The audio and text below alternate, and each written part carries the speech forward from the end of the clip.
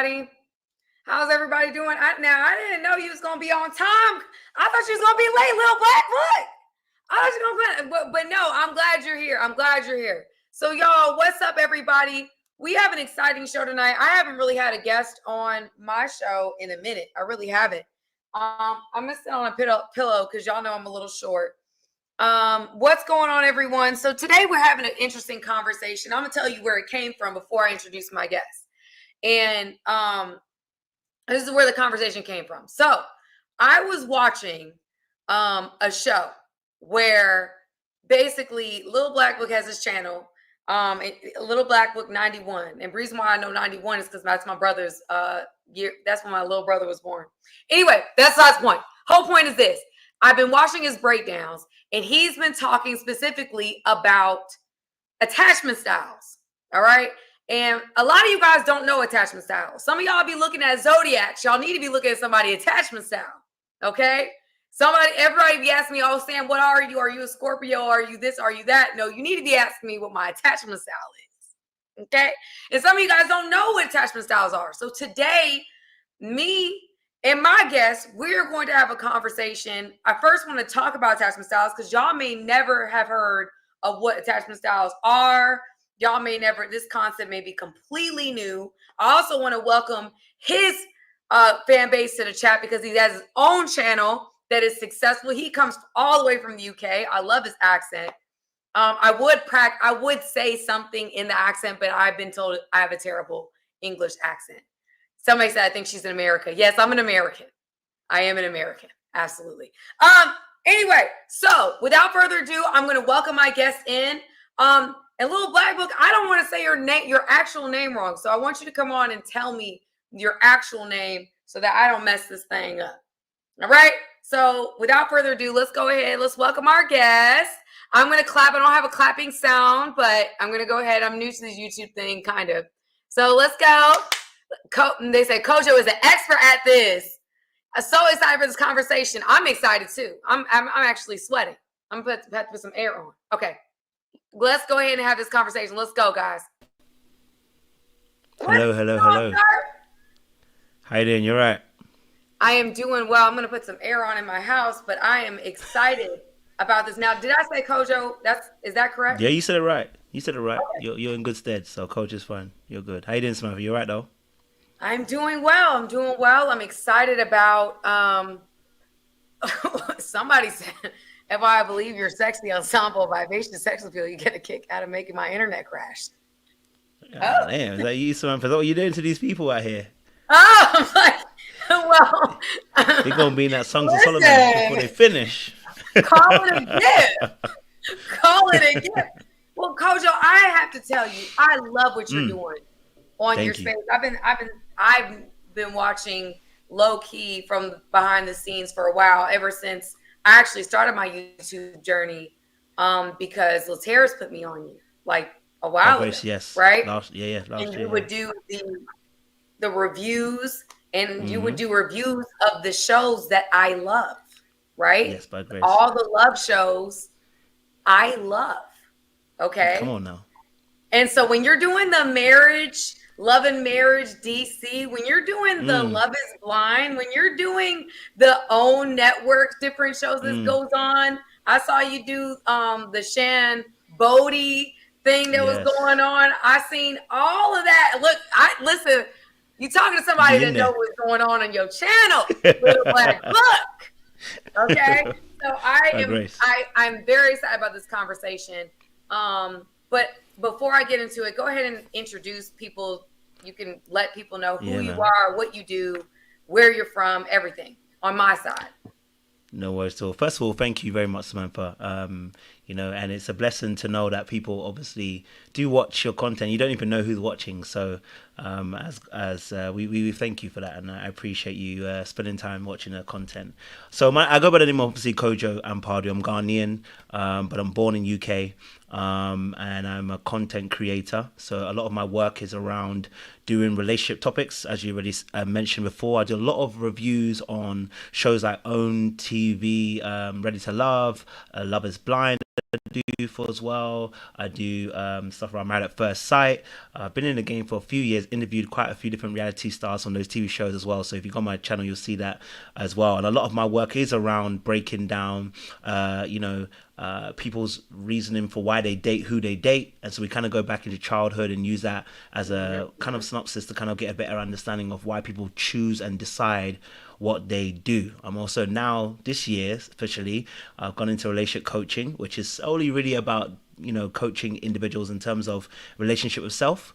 And a lot of the work I do is around attachment styles. So we talk to clients and try to really kind of understand why they are making the decisions they are today because of what happened yesterday. So that's what I do as a regular basis. And then other than that, I'm just a regular person who loves to do content. I do TikTok. If you follow me on there, I dance quite a bit, you know what I'm saying, to the chest be going. I saw some of your dance moves on the gram, and listen, if you're ready, Samantha, it left listen me these speechless. moves. I saw them. you gotta be multifaceted. You know what I mean? You can't always be. You know what I mean? Yeah. Absolutely. So when I get out of the seat, then I get some freedom. But that's me in a quick nutshell. Nothing too heavy in that respect. Yeah. Perfect. Okay, so for those who don't know, this is a show about attachment styles.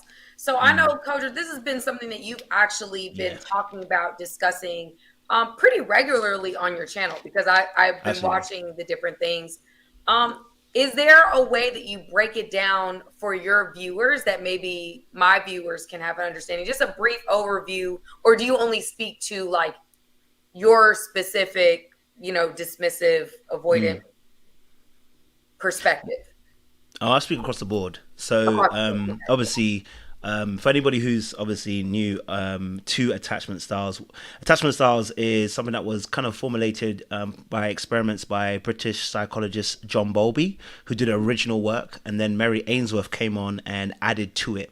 And what John Bowlby was doing was that he was monitoring young children and their interactions with their caregiver, so i.e. parent, mother. Usually it was mostly mothers, and so they would monitor how the children would interact with the caregiver. And what he found out was there were three. At the time, he had three. So it was secure, and there was dismissive, and then there was anxious attachments, right? And what that kind of meant was that the children, the way they would interact with the parent, if they were secure, when the parent went away, the child didn't necessarily cry or anything, but when the parent came back, the child was able to attach to the parent again. And then there was other children, when the parent went away, the child had no reaction at all. And then the parent would come back, and the child didn't want to interact with the parent. It wasn't trusting of the parent. And then there were other children. Then the third part was anxious people, where the parent would walk away and the child would be anxious about the parent walking away, and then want to cling when the parent came back. In a sense, what that really meant was that what he understood was that the way that we operate in adult relationships is really based upon how we were reared as young children. And so what you would see is that in adult relationships, there were three, but now four because of Mary Ainsworth's work, and I'll explain that in a second. Which is that when people dealt with relationships, if you were secure, the way that you would handle your relationship attachment would be that you were evenly balanced in a sense, right? Let's just keep it as that way, simple in language, equally balanced. And then there would be two other insecure attachments, which would be dismissive and then also anxious. And how that looks like is anxious people usually are trying to earn the love of the person that they're in a relationship with. So if you ever felt like you're always having to earn, try to prove, trying to, show like, hey, look at me, when you're in a relationship, when you're always in a place of servitude, you're always trying to attain that person, you've probably got the anxious traits of attachment. And then you'd find there were people who were dismissive. The dismissive people tend to do exactly that. They dismiss emotions. They dismiss initial kind of close-knitted relationships with people. So if you got close to somebody who's dismissive, you find that they kind of be like, they want to pull away. It's like it's a bit too much. As well. And then Mary Ainsworth came along and she added the fourth attachment style, which was fearful avoidant or dysfunctional or disorganized is another word I used. And what that simply meant was that the child actually would carry both the avoidant trait and also the anxious trait. So what the person would do is what we call hot and cold. Now, this is one of the most powerful things because I think a lot of people are more fearful of avoidant than they actually realize. Because when you look in a dating realm and you see somebody who 1 minute is on it, the next minute off, that usually is an indication that probably they might have the fearful avoidant traits. And what that is that they are both anxious and avoidant, meaning when they get into relationships, depending also on the other party, they may react accordingly. So if I'm an avoidant dismissive, the person who's fearful avoidant may come into a more anxious position because my tendency to try and pull away will cause them to want to pull towards me. But if I'm a more anxious person, the fearful avoidant might tend to go into the more avoidancy aspect. And so because the fearful avoidant both wants to be loved, but then is afraid of being loved, they get scared because if you see them for who they really are, then it's like, you can reject me, you can betray me, you can abandon me. And so with that, my final kind of sentiments on this is that each of the 3 insecure attachments, aside the secure is where everybody wants to be. The 3 insecure attachments, dismissive, fearful, are both avoidance, and then there's anxious. Each one has core wounds. Anxious are afraid of being abandoned. The dismissive is afraid of being rejected. And then the fearful avoidant is afraid of all 3. Rejection, abandonment, and being abandoned. And so, in a sense, we fall into these categories. And if you ever look at your relationships and start looking at how you attach in those relationships and what you are doing as behaviors, you'll start realizing there's probably some work that we need to do to be able to be more secure so that we don't become self-saboteurs or martyrs in a relationship. So my question is this, and I had a conversation with a friend of mine earlier, just about, attachment styles in general.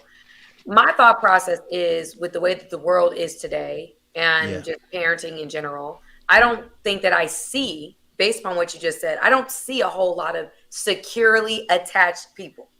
I see more, when I was in, my background, for those who don't know, who are not familiar with who I am, I'm a licensed clinical social worker. So in America, where I'm from, I'm a clinician. I'm a therapist by trade.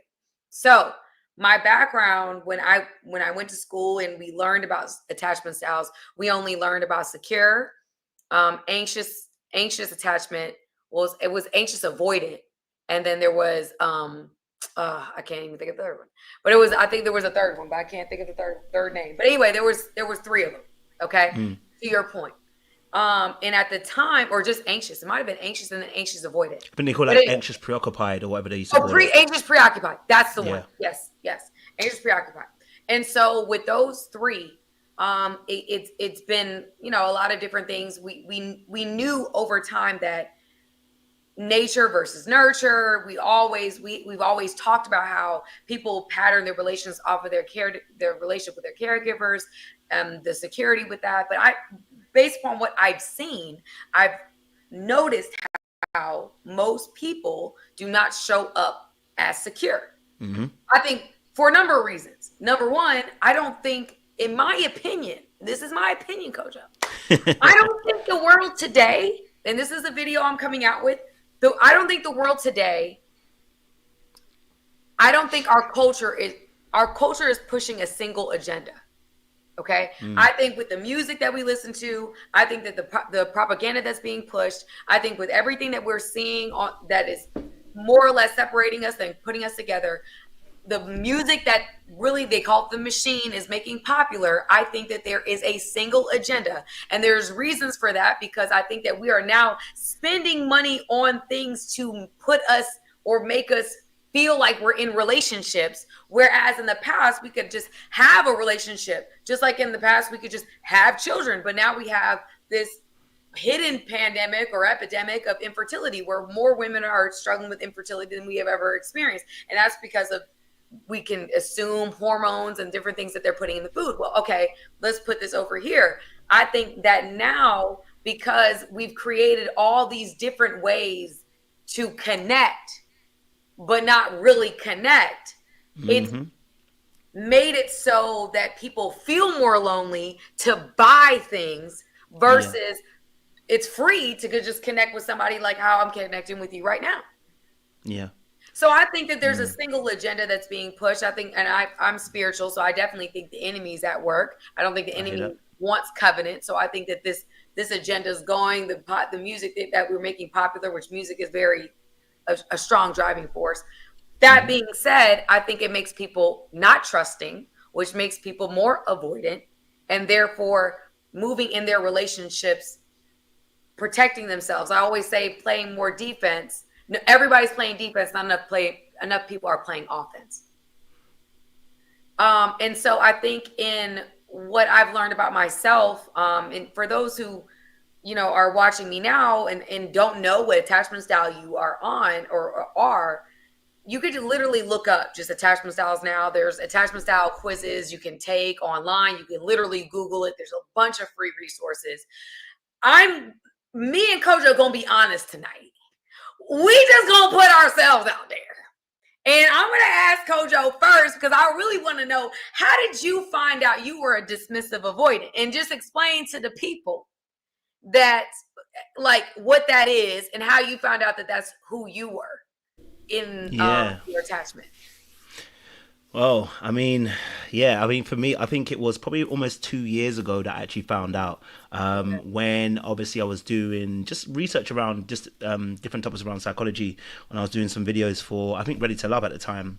Oh, yeah. And when I was researching it, I came across this attachment theory, but I didn't really understand it, if I'm really honest with you. So I started reading it and I saw obviously the different attachment styles and I was like, started reading it, and I think it was on Psychology Today and then Very Well Mind as well, which are really good sites as well. And I started reading it and I was like, ooh, this sounds like me a little bit. I can't lie to you. This sounds like me, where I'm seeing some of the traits that the people exhibit, that I do exhibit some of those traits. And so I dived a bit deeper. I got the Audible. I went to research attachment theory, and then I kind of was like, okay, I think I'm a dismissive avoidant. I think the way that I operate, the way I looked at my past relationships, I could tell that something wasn't quite right, which is why on Dear Future Wifey, I spoke about this with Latirius. I said, listen, I got a kill switch. I don't know why, but I have a kill switch. Like, after 2 years, it feels like I'm on the ready to go. And I didn't realize I was a self-saboteur, but so obviously when I looked at it, I was like, okay, now I understand. Okay, I've got language to fit what I'm actually feeling, because a lot of the times I actually didn't even have the language to really encapsulate what I actually felt, or what was going on within me. I just knew I was disconnected. And I remember years back, as you said, you're spiritual, I'm a Christian as well. So my sister said to me, you feel more pain than anybody in this family. And I was like, nah. No. I don't know, because I was so numb. You know what I mean? Not accurate. I was like, not even as accurate. But I said, but then something hit me. I was like, maybe she's right though, because I don't attach to my pain. I was very numb for a very long time, because my mum was schizophrenic from a very young age, from about age 12. My dad obviously is African dad, but African dads can be we put food on the table, clothes on your back, a roof over your head, and he didn't have a dad, so he's doing the best that he can do. So when he's obviously coming with me, but I also realized that I talk about a lot of my dad in terms of my relationship with him, but I have to also realize that whatever he was not, my mum would have also felt that. So whatever caregiving I'm getting from my mum too, that's also going to affect. See, so if you're dismissive avoidant, you have your intermittent behaviors that you kind of move with. That's also going to affect the wife that you're with. That's going to also affect the mother she's going to be for you. So I'm not saying my mum was bad. My mum was excellent. She was more anxious, but the reality of the situation was, I would have picked it up as a child as well. So yeah, it was a couple of years ago that I kind of realized that. And when I did, I realized, I was like, okay, I got to be honest. There's something wrong with me, because when it comes to feelings, and this is my last point, and I said this with Latirius as well, one of my other girlfriends a couple of years ago, I remember I told her, I said, listen, if you go, I don't care. If you leave, I don't care. Listen, I was trying to get ahead of the devil. I just wanted to make sure that she knew that, listen, if you go, I don't need you. Because I was feeling vulnerable. Because I did care about her. I did love her. Okay. And that made me feel too vulnerable. Because after my relationship before then, that relationship was very, I don't even want to say even toxic, because it wasn't even that crazy toxic. It was more, we were kids and we were young. So I knew something was not quite right, but I wasn't all the way there. Then this relationship, I was like, no, when I go into this, yeah, no one can play me. No one's going to get one up on me. No one's doing that. So I'm letting her know from the jump what it is. If you leave, you go, I'll be all right. I'll be good. But I was always preempting that. And a lot of my behaviors were not according, if I'm honest with you. Yeah. I was afraid. No, but deep down inside, Now you're saying you were saying that, but deep down inside, were you conscious of how you were actually feeling outside of what you were saying? Yeah, I remember one time, and God forgive me. At this time, I really was trying to be with Jesus and trying to do the best thing I could probably do. But you get into the hanky panky, and so Hanky panky. we get into the hanky panky, we were being intimate in ways we probably shouldn't have been before the, you know what I mean? And because of that, I remember a lot of times after we would have sex, and I want to be real with people here, so I don't want to lie. Yeah. After we would have sex, I felt this vulnerability that I couldn't explain. Like I felt like I was exposed, and I felt like I had a wash of all these emotions that I was starting to feel, and I didn't know how to handle that. I was like, because it made me feel like I was weak, because the way I associated was emotions are weakness. Even, and if anybody's can identify with this, even happy emotions have a limit for me. It's like I can get joyful, but to a limit. You know what I'm saying? It's like, don't get too happy now, because things might go a bit, you have to be ready. You always have to be ready for the disappointment, because that's what dismissive avoidance tend to kind of face a lot of times. That as a child, you're emotionally neglected. Whether your parents meant to do it or not, whether they were meant to be, maybe they were abusive or not, parents can inadvertently neglect you as a child emotionally. And because I learned that my needs will never be met as a child, I was like, well, emotionally, by the way, I was like, when I get into relationships, I stuffed all that emotion down because it's not good for my survival. So when I get a woman that is now pulling that out of me, no, you're being manipulative because you're pulling that out of me. How are you doing that? You've got too much power. And if you've got that much power, you can now hurt me. And if you can hurt me, that leaves me vulnerable. No. So after sex, I would always feel this vulnerability. I'd be like, I don't like that. So, yeah. So what would you do? Have you ever experienced that? Pull away? Would you pull away? Yeah, in a sense, yes. I'd create distance. So I would create distance. So I would be like, so it would be like, I would go cold. So like after sex, I'll be like, I'll just go cold. I just like, don't touch me. I'm good. Like, I need a good few days to like recover. You know what I mean? Before I can really be open again. Like after? Was she still around after? Yeah. Yeah. Oh, we weren't staying together. So we were in my separate house. I'm saying like you guys, the relationship remained. Oh, I mean, it remained, but, I found out when you keep playing around what's going to happen. You know what I'm saying? So I found out. But yeah, she did stay for a little while. You know what I'm saying to you? She did stay for a while because I think she was more anxious. So it worked in my favor because when I did pull away, when I stonewalled, when I, in a sense, kind of create a distance, she would then pull in. So it worked in my favor. Yeah, it worked in my favor. So I won't lie to you. It was a power thing. With dismissives, it is always a power thing. Because we don't want you having the power over us. That's how it feels like. It feels like you're pulling me into something. And that I can't have. Because I lost power when I was a child. I'm not about to lose it as an adult too. So I'm going to control the narrative. That's so good. That's so good. I'm sorry. That's so good. That's so good. Okay. I wish I could pin that somewhere. Y'all, so I wanna go through some of the traits, like as I was talking about it, and I know that Coach went through it eloquently earlier, but just for people that are joining now, because there's more people on now than there was before. Secure, there's some things that I saw online just very quickly. Is healthy boundaries. They have mutual trust and support. They have control, conflict resolution. This is just very broad categories, guys. Dismissive avoidant is avoids intimacy and vulnerability, as Kojo just eloquently stated. Commitment issues. Guarded and closed heart. Kojo just very much described that to a T. Anxious is a fear of abandonment, need for constant validation, dependent on partner for self-worth. That's anxious. And then there's fearful avoidant, which is fear of rejection, hard time trusting and relying on partner, and low self-esteem. I'm also going to read the other ones from before, as he stated before. I forgot her name. He said Anne. Forgot her. What was the last name he said? Anne Willsworth. Oh, Mary Ainsworth. Mary Ainsworth. She changed it up. But there's some other things here, but it's like secure is confident, reciprocal, non-reactive, and resilient. Anxious, preoccupied is emotional hunger, which is anxious attachment style. Fantasy bond, lack of nurturing, turbulence. Anxious attachment style is a lot. Oh, thank you, Little Black Book, for that. Quiz for attachment styles. Perfect. Fearful, avoidant, internal conflict, dramatic, unpredictable, ambivalence. Yeah, we'll get into that because that's where I fall on this daggone spectrum. I hate it, but it is what it is. And then dismissive, avoidant is isolation, ambiguity, ambivalence, emotionally distant.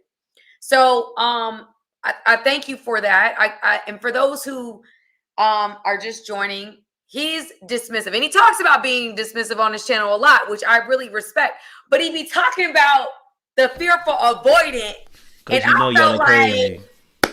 Wait, hold up. Let me walk up in there because let me walk back in there because I'm definitely fearful avoidant. If you guys don't know, because I am somebody that I have struggled. I'm open about this. People may not know this about me, but I've always struggled with wanting to feel good enough. That's always been a thing for me.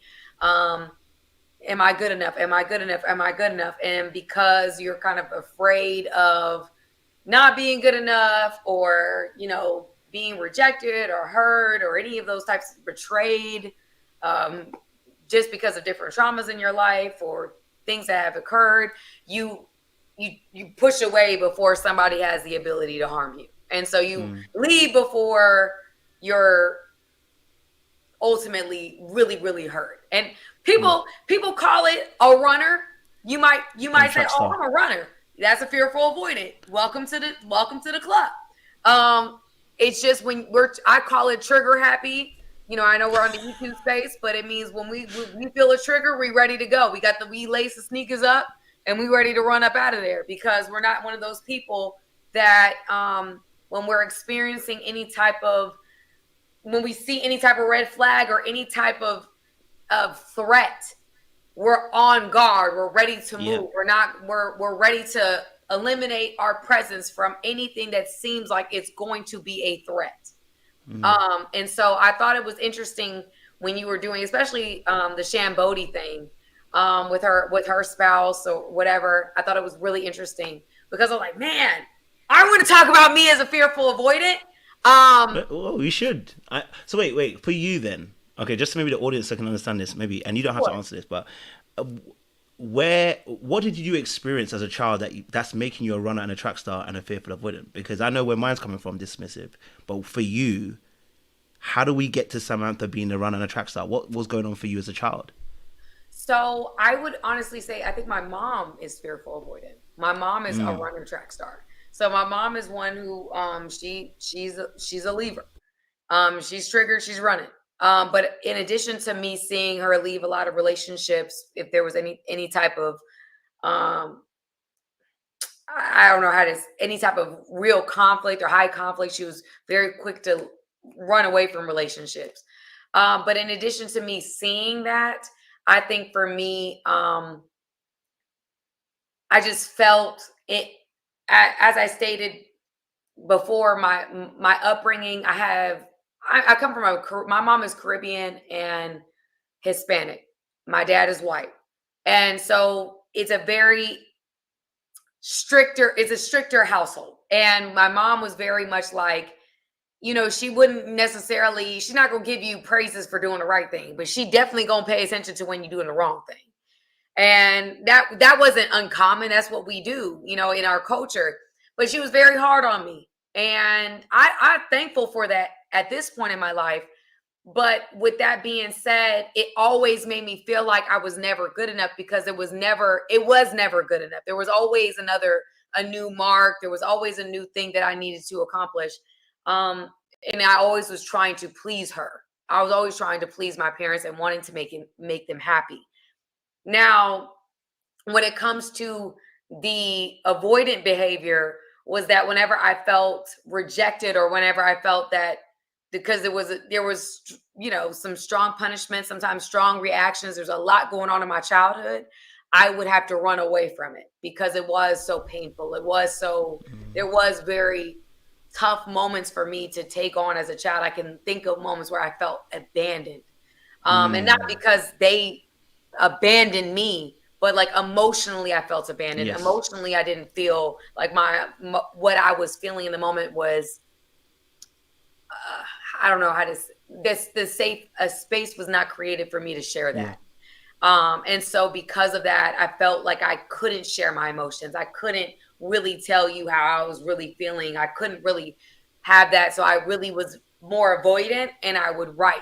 I had a lot of diaries, a lot of journals, and therefore didn't really share a lot of how I felt when it came to that particular relationship. And plus the relationship in and of itself, my mom and I have a great relationship now that I'm older.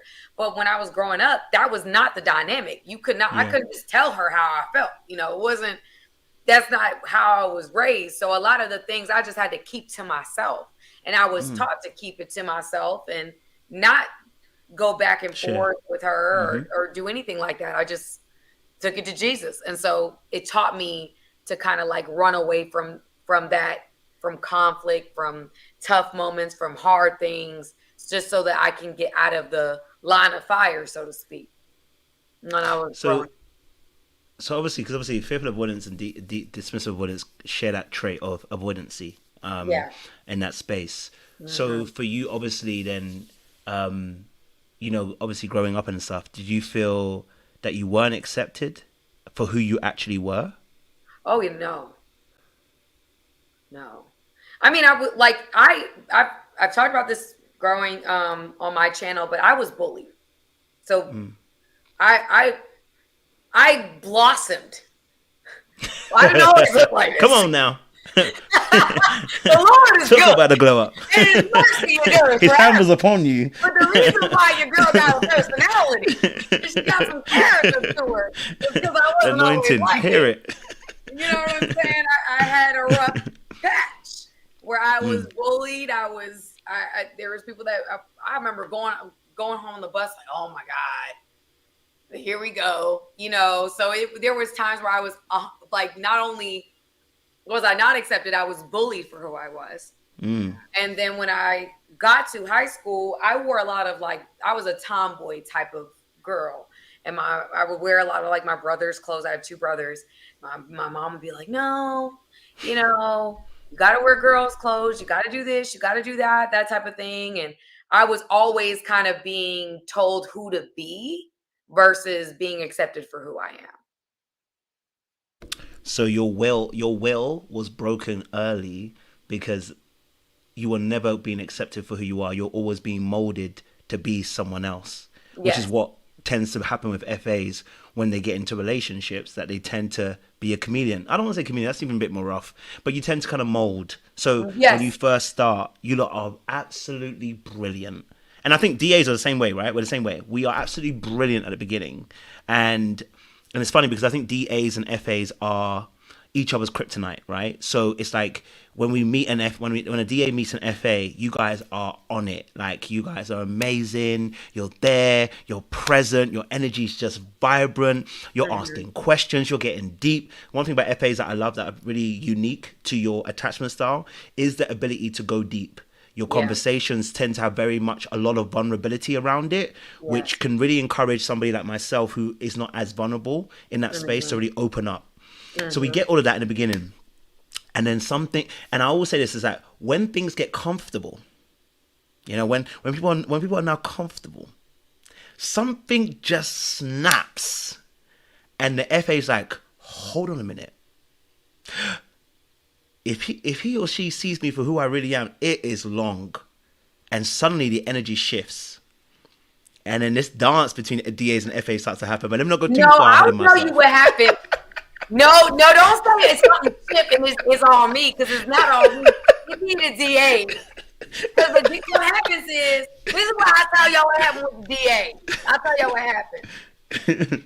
I'll tell us a story. And I know when I'm connecting with a DA because I can tell how their energy is, because they'll be more guarded. I call it the big bad wolf talk, because they got the guard up. They're like, I'm single. It's me and the world and women, and it's me. They, they're very like, I don't, non-committal. Like they can be very like, I'm, for me. And what happens is I'll get on a call. Might meet, whatever that may be. It can become like a deep conversation. It's always going to be deep. I am a deep individual. That's just what it is. I like talking about beyond the surface level things. I just do.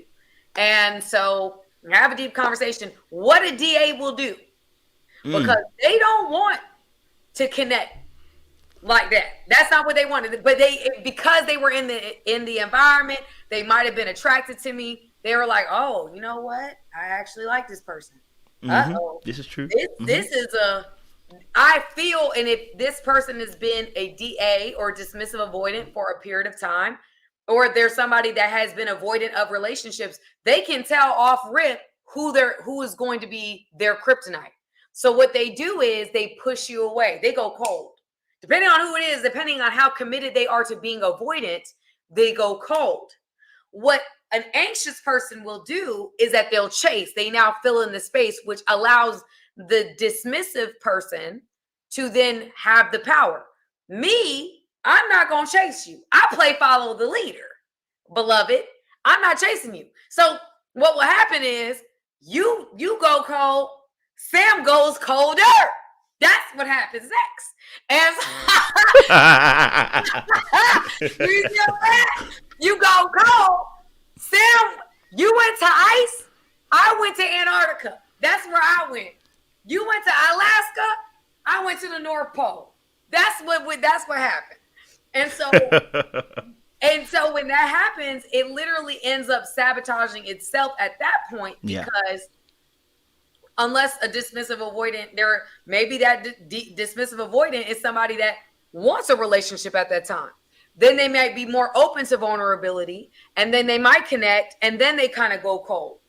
But it depends on where they are in their mindset, whether they want a relationship or not. But I've learned over time, just kind of working in the field that I'm in, I can tell when somebody's like, I don't want a relationship, or I know you're a problem for me. I'm going to keep you over here. I'm going to watch you every day, but I am not speaking to you. I'm not letting you in. I'll watch every story. I'm going to watch everything that you do, but I am not going to, and I like you. I really like you, but I do not want to be vulnerable. I do not want to connect. So there's a lot of people that I've met along the journey that, they kind of keep you at arm's length because they don't want to be vulnerable. And now if somebody doesn't want a relationship, I don't put everybody as dismissive avoidant. Right? Because there's people that don't want a relationship, and they may be a secure attached person, but they just know where they are, which I think is really great as well. But I think that most of the time when I find people that are very much like, they keep you at arm's length, they're hot and they're cold, I think most dismissive avoidants, they keep me at arm's length. They are like, I already know what time it is with her. I'm going to keep her far away from me. So that's what happens. I think it's interesting because, of course, it's not to put any blame on anybody. Both dismissive and fearful avoidance, I find, are quite hypervigilant. And if anybody doesn't know what that is, meaning that we pay a lot of attention to details because we're always waiting. We're scanning the environment. And what you have to understand is that if you're somebody who's hypervigilant, and you'll know, because we often term it as being very observant. Most of us are hypervigilant. If you're not observant, you're probably hypervigilant. And what that means is that you are scanning the environment really quickly. And in fact, you're probably so good at it now, you don't even realize you're doing it, right? Mm-hmm. So, when you come into a room, you've already assessed who the strongest person in the room is, who's the fastest person in the room, who's got a quick mouth, who's loud, who's silent, who's probably you could rely on, who can't you? You make all these assessments because it's about safety. So many of us have hypervigilance. So what tends to happen between a DA and an FA? Somebody does something, right? It's nobody necessarily to blame as such. Someone does something. And what I've realized is the FA and the DA switch positions. So when the FA comes into a relationship, what I find is they come in with what I would like to say the head. They come with their mind, right? They've got their performance ready. They know what image they're going to put forward. The DA comes with his heart. This doesn't make him any better, by the way, or he or she any better. The DA comes with his heart.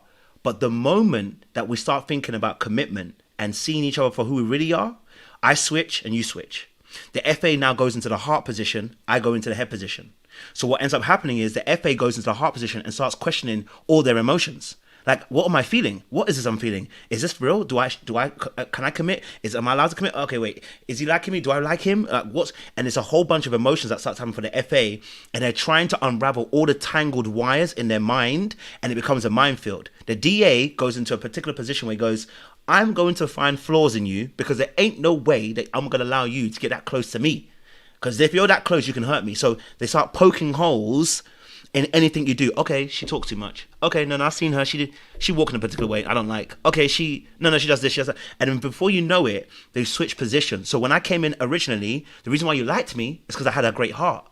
And the reason why I liked you is because you came with a mind, because DAs love the intellect and so do FAs. So we like that things about each other. But the moment we felt that we'll have to be vulnerable and maybe somebody's going to get to a place of commitment, we switch positions, and then it becomes what we call a power struggle. So now the FA is going to struggle with me in terms of power. I'm going to struggle for power, because what you just said was precisely what happens. You might see something in me. Maybe I didn't even do anything too tough. Maybe I said something and you felt like I was doing something. And maybe when you do something, I'm then reading you saying, no, she's doing something. So now I'm going to judge what you're doing, and I'm going to react based on what you did. And what ends up happening is we keep reacting off what someone else is doing. Meanwhile, none of us are having a conversation about how we really feel. No, none of us. So it just becomes about what we're seeing, and we're acting because we've made heavy judgments. Right. And that's what we tend to do. Yeah.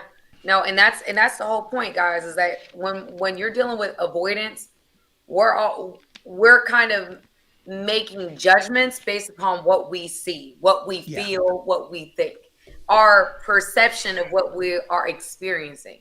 You can say a lot of things, like people can say things to me, but if I perceive it, and I believe I have pretty good discernment. I'm sure you have really good discernment, but I think that with just the way that the nature of our attachment style, it makes us more aware of certain cues to where it's like, okay, this isn't safe. This isn't safe. And sometimes we're not right. Yeah. But a lot of times I found, to be honest with you,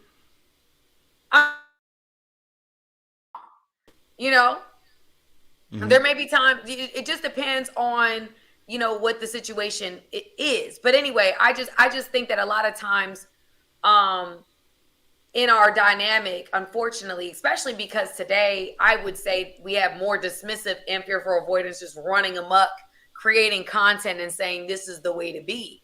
Because I don't think this is the way to be. No, I don't think the way that. Yeah, you're right. I don't think it's right to be either. I don't think this is the healthiest way to be. I don't think it's healthy for me to be, just worried about what being hurt or harmed or abandoned or this or that.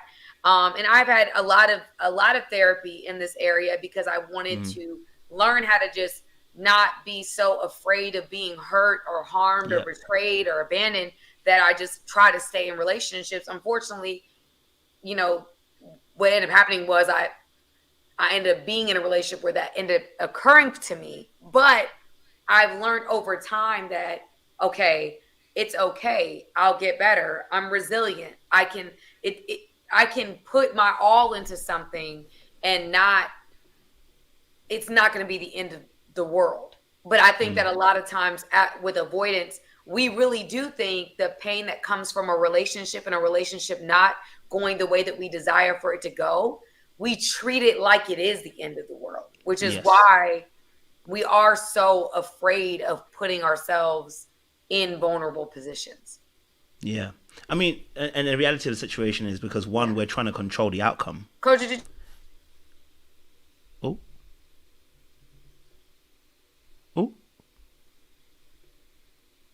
Did I lose her? I guess I got to take over the show, guys. So, listen, well, as I was just about to say to Samantha, I was just about to let her know that, in this situation, vulnerability is really important, guys. Okay. And the way that you know how to handle relationships, if you want the secret, here's the secret. The secret to overcoming each of the attachment styles that are insecure is simply through radical truth. Being truthfully honest. The Bible says that Jesus said, the truth shall set you free. And so when you're talking about attachment styles, when we're talking about dismissive, fearful, or anxious, the truth is what's going to set you free. The dismissive, the fearful, and the anxious tend not to try and tell the truth because the truth exposes their position. And almost like playing a game of battleships, right? And when you're playing a game of battleships, you don't want to expose your position. And so what ends up happening is the attachment styles tend to start making strategic movements.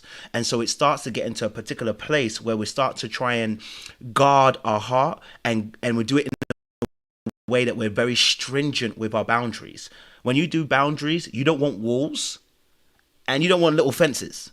What you really want is a gate. This is, if you've ever read the book of Boundaries, it tells you that you want a gate. You want to be able to things to go in and things to come out.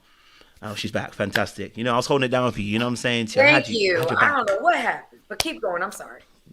No, I was just saying that, one of the true secret to overcoming even any of the attachment styles really and truly is this radical truth. Because it's actually the things that have radical truth in the sense of being able to share what's really on your heart. Because whenever I'm sure you felt it as well, and I'm sure you can even filter in, when you get to a place where, for instance, let's say for instance, I see you, I see you like kind of, it feels, and again, energetically, we can feel it. I feel like you're pulling away. Now you have your actual reasons why you're pulling away. It might have nothing to do with me. I may have never done anything, but because of my attachment style, and I'm sure you're same as well with FAs as well, we personalize everything. So if Samantha's pulling away, it must have been something about me that either I did, or she's thinking about something about me, and that's why she's pulling away. And so I personalize it. And so what happens then when I personalize it, I go, well, if that's the case, well, I need to pull away too then.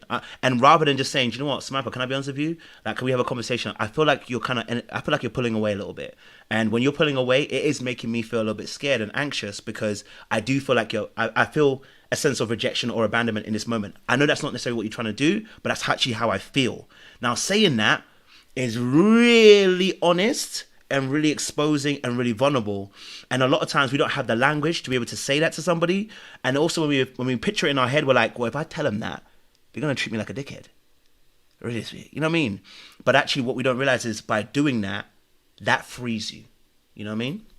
No, you know what I'll say to me, Kojo, when it comes to what you just said, it's like I'll have moments where I want to say like what happened, things like that. It's my ego.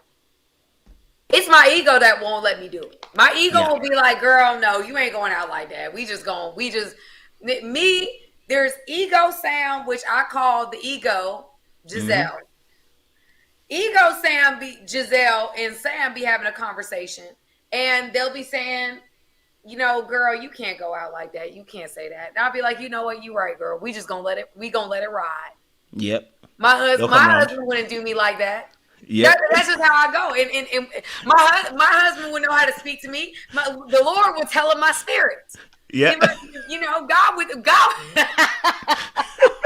gotta get him in the prayer. Me. Because there's been people that I've met in my journey that they know how to speak to my spirit. They know how to say something to where it's like, oh, that resonated. Where I'm like, okay, that actually calmed every thought that I had down. But to your point, I hate that about myself. I personalize everything. Oh, it's so annoying. It's like the worst thing. I literally have prayed to God for it to go away, because I personalize too. I take everything personal, and I'm like,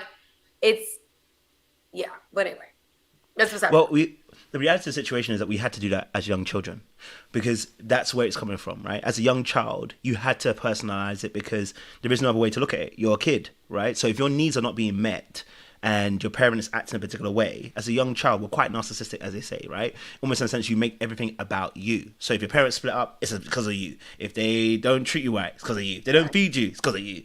And so you kind of personalize everything as a child in order to to survive, right? Because what we need to be able to think like is a child, because that's actually how we operate as adults. We're children in an adult body.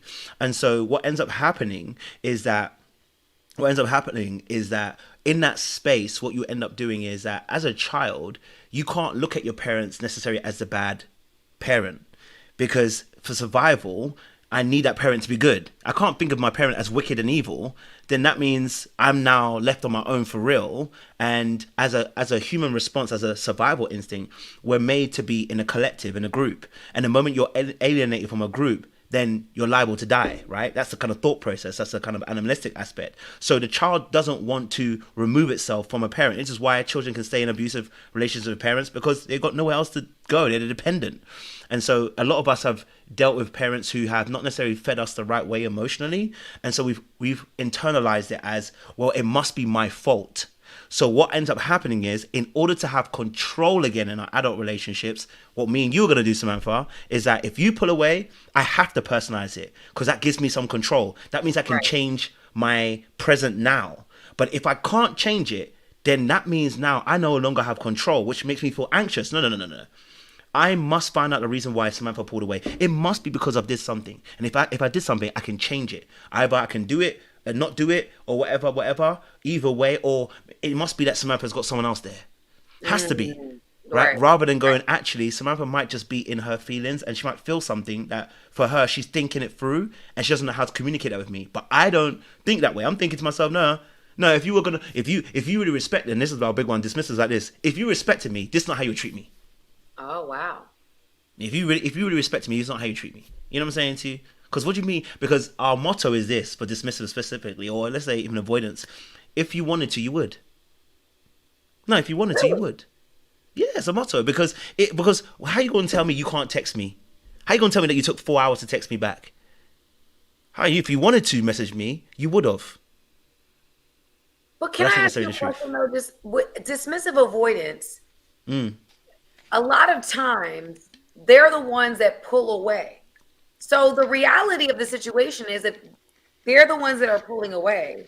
Why is it the expectation that the person is now supposed to just chase him? And then it's like, oh, well, if she wanted to, she would chase him. She would chase me if she wanted to. Or she didn't really what's... Well, I mean, it depends. I mean, for dismissive and an anxious person, if it's an anxious person, right? What's happening is you've activated me. In a sense of you trying to get closer to me has activated me, right? With an anxious person, they're trying to prove their worth to me. So they're on me. And that you being on me is making me feel like I'm losing me.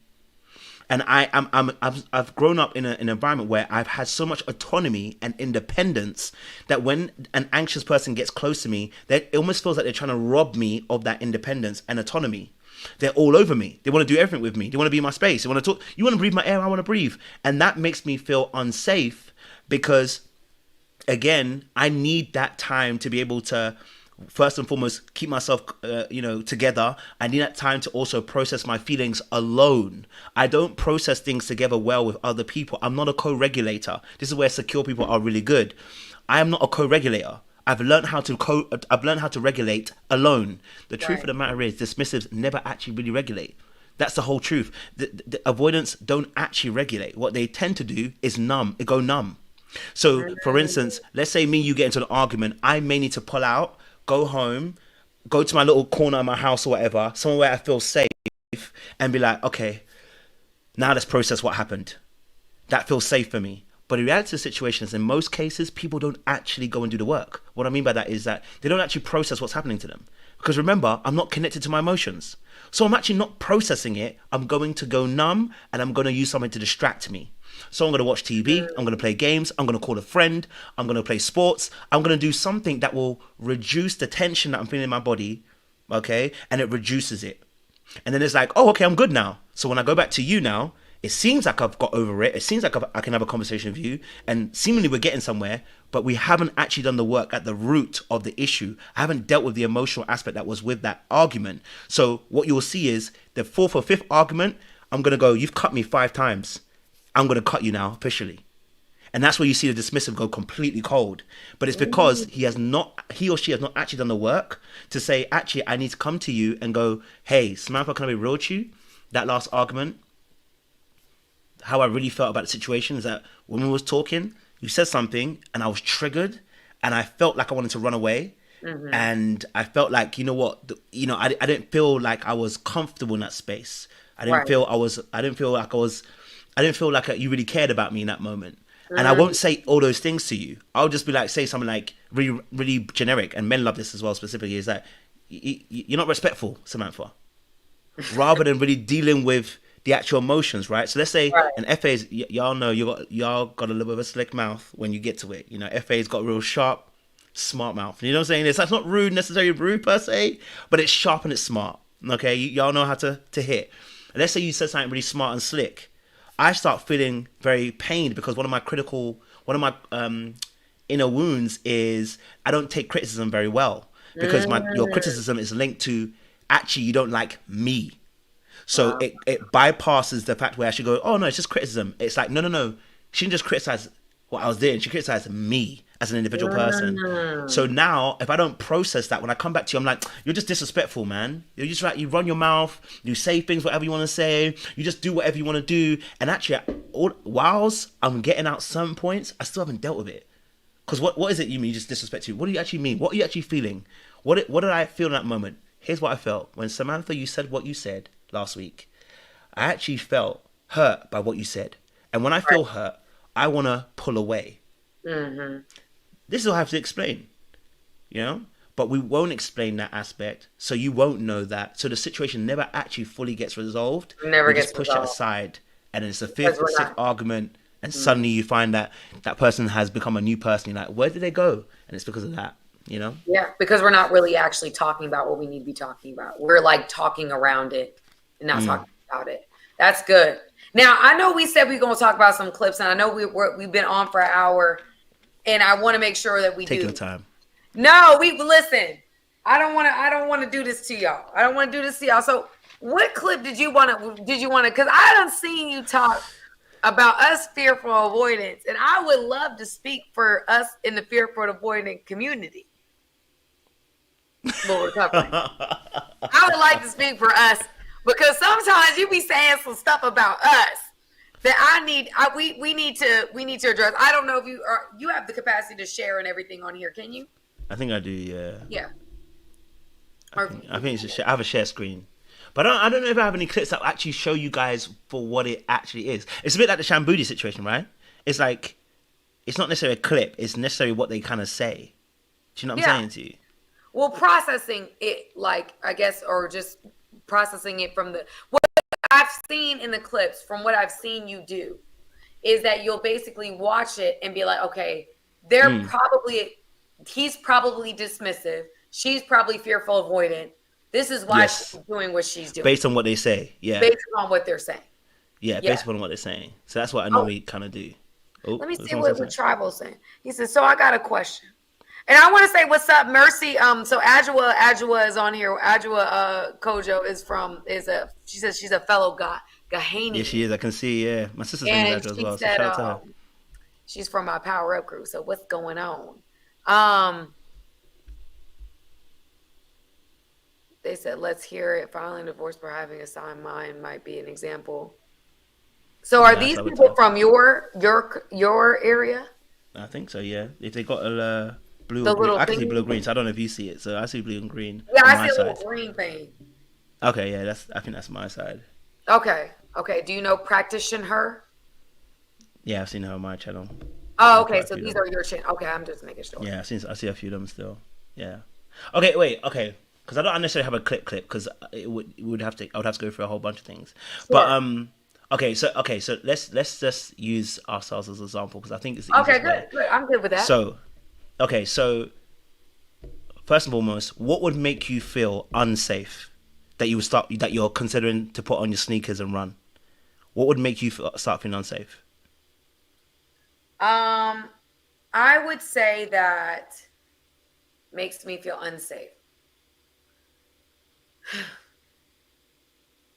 when I feel like I can't share freely.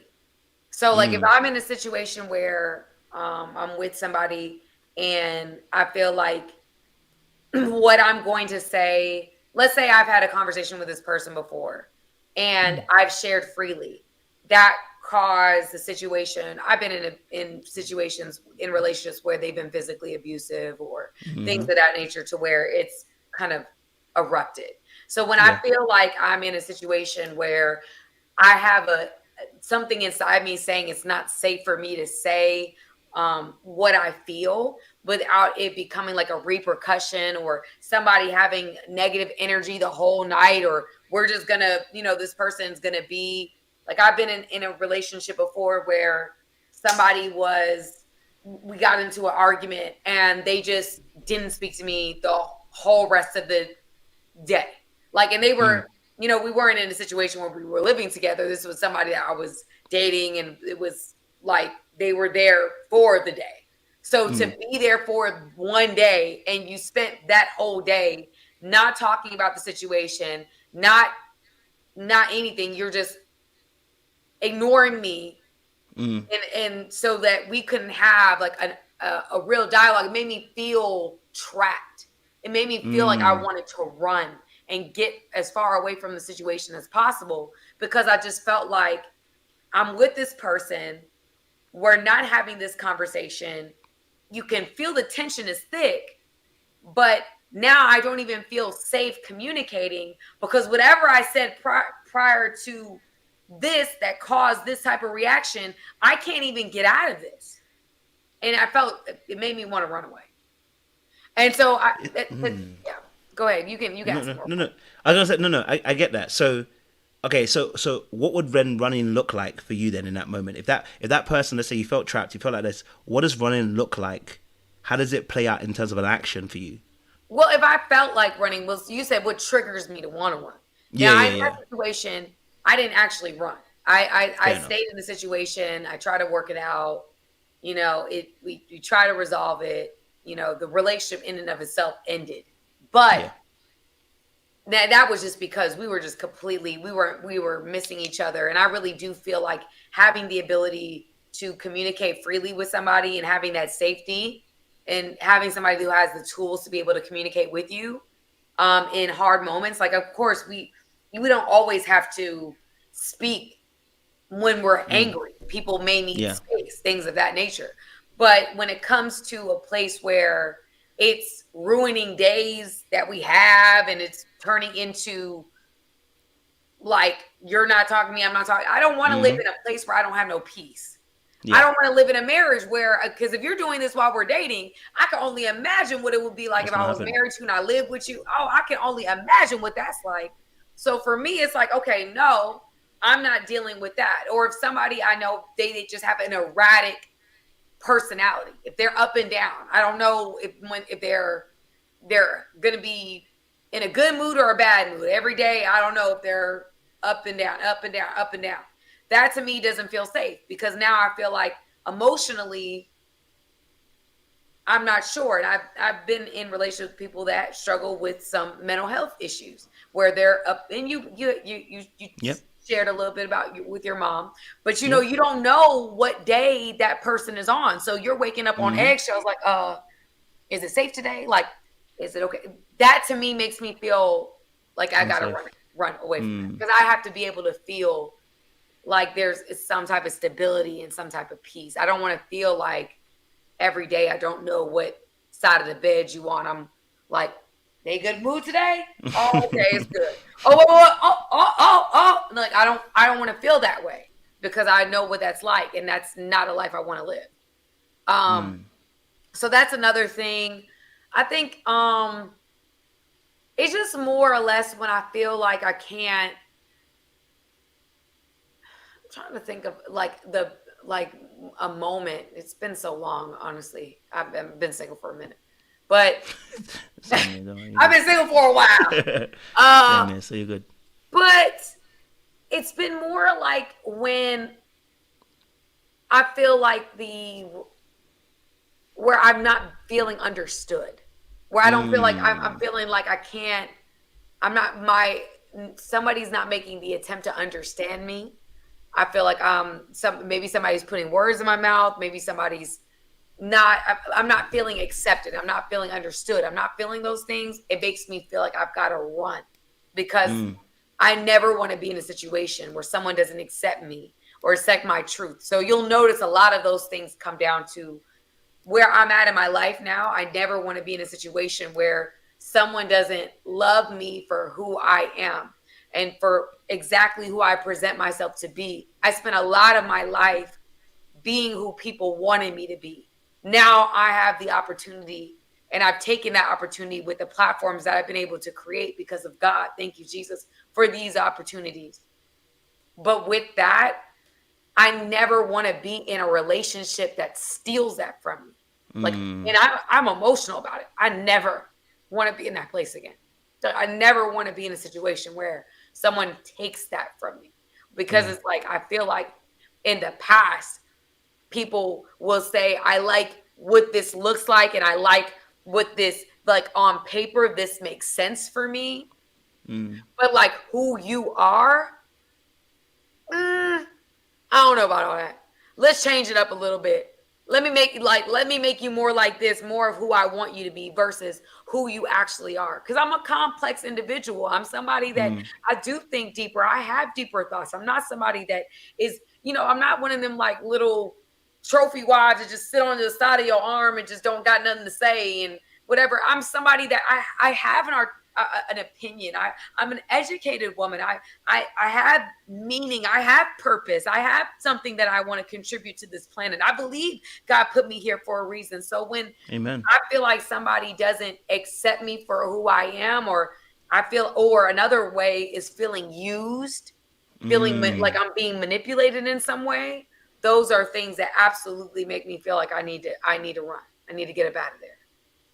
Yeah, and it's funny because I think dismissive do share similar kind of things. Like, for instance, what you said, obviously not being accepted is one big thing for us as well. Being criticized without it being necessarily being constructive.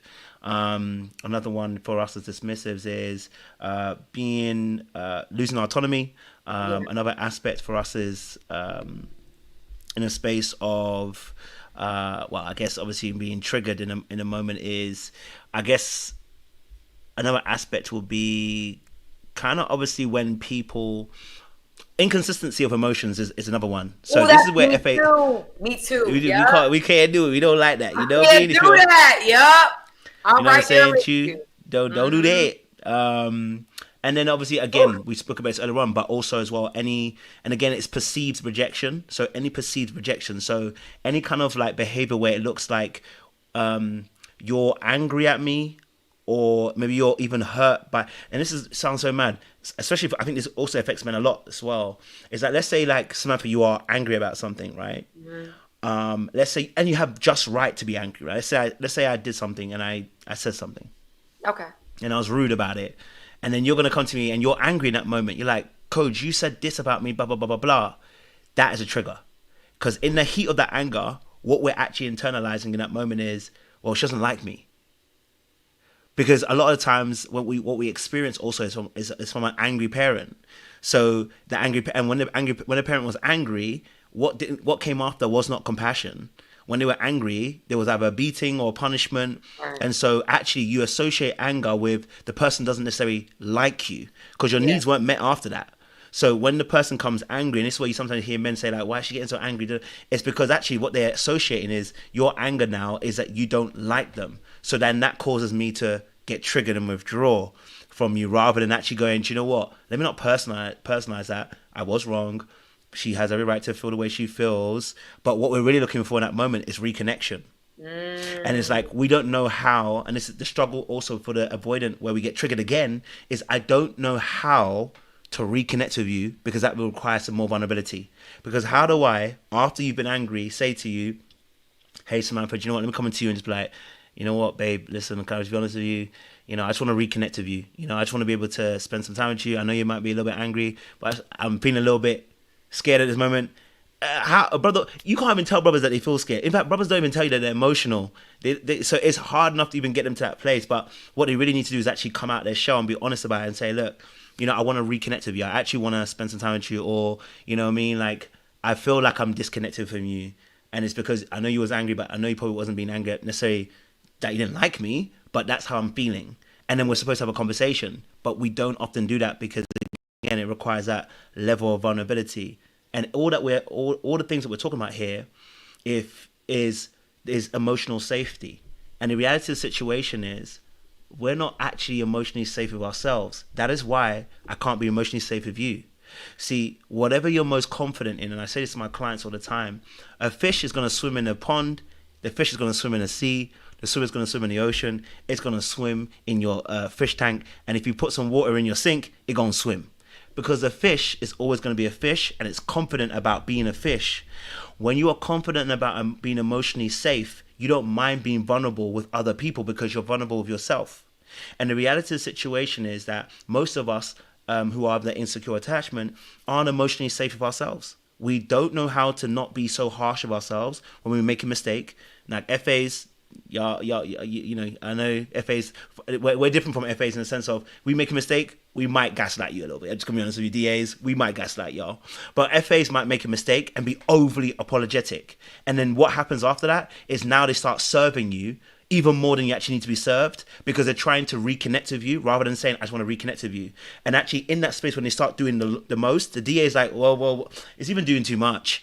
And now they want to pull away from you, right? Or they get used to you doing that. And so they always want to push you into that space of, when you make a mistake, I'm expecting you to start serving me, loving on me, doing all the most. And then in the FA, what happens? They get burnt out. They're like, well, I'm not going to do that every single time. And then they get burnt out. And what happens? The FA goes passive aggressively, and so do I do passive aggressively. They pull away and they're like, I can't do this anymore. It's too much. They're activated. And I'm going to read that as a rejection. So we're going to have the cycle of, you know, triggering each other. So a lot of the times, again, it's about how we're perceiving things, but it's first and foremost, do you feel emotionally safe with yourself? And I realized, and I don't know if you can share something on this, one of the things I didn't feel safe with is anger. I didn't have a good relationship with anger. Not that I would get so angry, I just didn't like dealing with anger. I didn't like my own anger. I don't like other people's anger. Like, just don't be angry. Let's just do something else. Let's have another emotion. And when I would really sit with myself, I can only get angry if I justify it through several events. So like, Samantha, you've got to say it today, tomorrow, and next week. And then I've got to go, hold on, 1, 2, 3, 4. Oh no, she's taking a piss. No. She's on the 4th time, my guy. Now I can be angry because I justify the anger, because I don't know how to put up boundaries, small ones. I only know how to put up the really big boundaries. So once I realize that you've crossed my boundary 3 or 4 times, then I can go, now I can say something to Samantha. The reality of the situation is, by the time I say something to you, it's 4th time, you're going to see the beast and not the lion. And this is where we all fail, because you want to be the lion, not the beast. The lion is able to be assertive and say how they feel. The beast lets everybody know anybody can get it. I'm not going to spare you, and I'm going to say whatever I want to say, even if it hurts you. And that's where we go to the aggressive stance. Or we can go to the lamb and be a fawn and just be like, I don't want to say anything. I don't want to hurt their feelings. It's your feelings above mine. You're a priority over me. Mm-hmm. And that can happen too. Mm-hmm. I think for me, like, I think the most comfortable emotion for me to feel is angry, because anger is a strong emotion. Mm-hmm. It's an emotion that's not vulnerable. Yes. And so because of the fact that when I'm like sad, or if I'm in my feelings, or if I'm like trying to people please and doing the most, if you pull away when I'm trying to make things right, I'm taking that as rejection. Now I'm double hurt. Now I'm recovering from the fact that I feel like I messed this up and you pulled away. So now I'm dealing with all of these emotions, because if you know anything about fearful avoidance, we're extremely hard on ourselves. We do, our not good relationship with ourselves is we are so hard on ourselves. We beat ourselves up way more than anybody else could. And so before anybody has an ability, and there's people that will manipulate that, they'll manipulate the fact that we're so hard on ourselves. Because once they get to know you, they're like, well, you know, like you said, gaslight you. They'll start saying different things to make you feel like you're the crazy one and you're the one that's the problem and that you need to fix it. And as a fearful avoidant, you are trying to fix it to a certain extent until you run, until you trigger me to a certain point to where I'm out of here.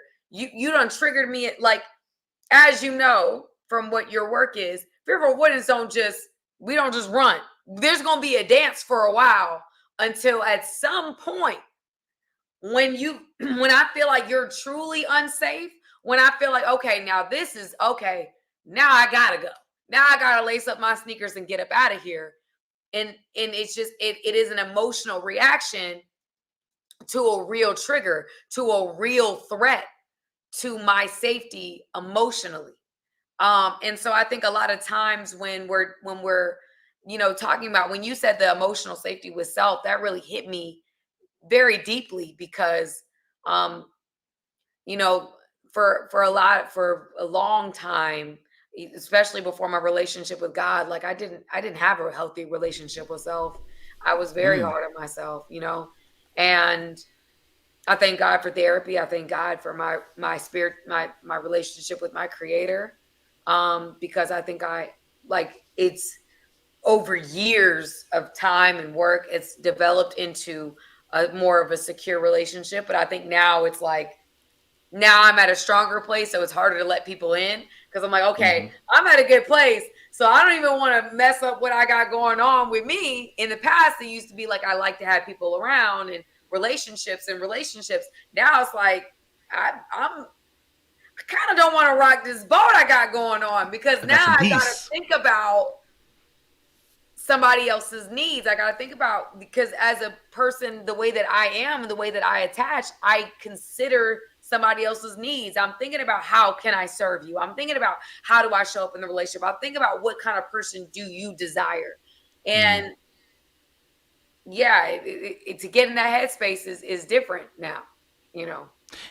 And that is a tough part, right? Because I think even for DAs and FAs, that is a tough part, right? In terms of communicating the needs. Because as a DA, one of the biggest struggles is being able to express the needs. And the FA also struggles with expressing the needs Yes. as well. And Very that's a very difficult part as well for both parties. So I definitely understand that perspective. And I think I think obviously finding that balance is where we're trying to get to, where we can actually start to share, how do I feel, what's going on with me? Because as a DA, I have what we say delayed reactions. So it's like, you did something to me today, but it's not going to hit me till tomorrow. I'm going to really be like, no, it's cool, it's cool, it's cool. But I don't process it till tomorrow. Then I'm like, damn. But what ends up happening is, now it's tomorrow, I'm like, I've got two choices: go ham with you tomorrow, or I'm gonna be like, ain't even no point even going on that situation, because my needs are not. And what you're gonna say is, it's not worth it. But really, what you're really saying is, I don't think my needs can be met if I go and tell you this information, because again, with the caregiver, your needs weren't necessarily met. And so when you're dealing with, especially when DAs and FAs are kind of in a relationship together, the hardest thing is those moments, because like you said, anger is one of your strongest emotions, right? Yeah. Because it forces you to do something that you would have never necessarily done before. Because what anger really is a understanding that my boundaries have been violated. So you can use your anger as a way of saying, actually, finally, I can now confront the issue. Because what anger says is, I'm ready to confront, so come to the front. Because the thing was at the back. So it's like, yeah, no, you can come to the front. I'm ready to confront you. So that's what anger is. Maybe a thing that FAs will use as a way of, and again, it goes back to this point of, you didn't say anything. So what usually happens is 1, 2, 3, 4, 5. I didn't say anything. I gave you grace. I'm suffering under all these things. I'm doing this, and this, and I've given you so much grace, and you're still, and again, the reason being is because most of us, especially in insecure attachment, what we're doing is that when someone else behaves in a particular way, we are confirming the belief that we have about ourselves. We are actually projecting, and it's actually biblical. That's this is true. Numbers in the book of Numbers, where the Israelites were sent as spies into the land, and they said, we saw the giants, and the giants are like, and they said, we look like ants to the giants. And I'm like, how would you know what the giants even look? How do you know how they're seeing you, right? And that's what we end up doing a lot of times. We project, saying, okay, let's say I say, no, Samantha's trying to play me. Why do I feel that way? Maybe because the way I feel about myself is I don't carry much value. That's actually what I actually believe myself. So what I'm expecting is, when you do something, it confirms the belief I have about me, which is where the work is actually being done. So a lot of times we've got to spend time with ourselves, in a sense, No, I 100% agree. I think that a lot of times, especially with all of these different attachment styles, I was talking to somebody today about attachment styles. and she was talking about just where she was at in her relationship and things like that. And we have to understand that it's not that there's a phrase that says we are who we attract. I think we are who we entertain, right? And so a lot of times when we entertain certain relationships in our lives, when we don't recognize where we stand on this spectrum, we then we do ourselves a disservice because we find ourselves in the same rut, attracting the same spirit with different faces over and over and over again. Until we recognize, wait, there's something about me that's attracting that. And until I figure out what that is, I'm going to keep doing the same thing over and over again. And so where I've learned the fearful avoidant thing is really has helped me to understand that, okay, as much as I think, because in a fearful avoidant mind, for anybody that's on here, we think we're being clear. We think we're being open. Yeah. We think we're being emotional. It does not come across to the other person. Like I might in my head really, really like you. And I might in my spirit be thinking about you all the time.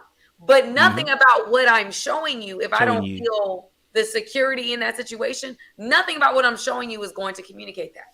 Yeah. I have to feel safe for me to show you that. That's just how that's just what it is. There's got to be a sense of safety for me emotionally before I show you that. And so I think that over time, to your point, when you said the fish thing, this is where I have to challenge that just a little bit. I got to challenge it just a little bit.